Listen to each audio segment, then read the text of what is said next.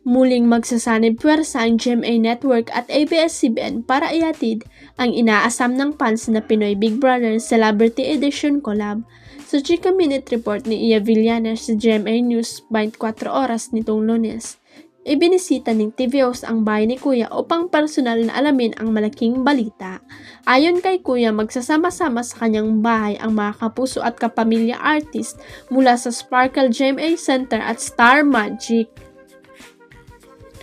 Ang pagsasanib persa ng dalawang Gen Networks ay para sa ika-20 anniversary ng Pinoy Big Brother ngayong 2025.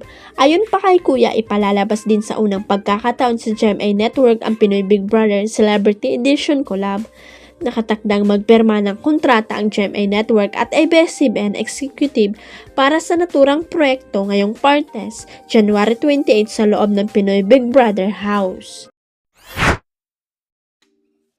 Sa pagpasok ng mga bagong muka sa FPJ's Batang Quiapo ay matindi ang paghahanda ni Coco Martin bilang direktor at co-producer ng Dreamscape Entertainment at ABS-CBN.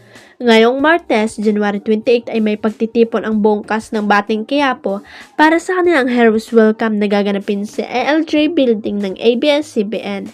Magkakaroon din ng Storycon para sa mga bagong karakter na mapapanood sa mga susunod na linggo. Pagkatapos ng Storycon ay magkakaroon ng cast pictorial para sa publicity photos ng bawat karakter para sa gagamiting promo sa pagbubukas ng bagong chapter ng FPJ's Batang Quiapo.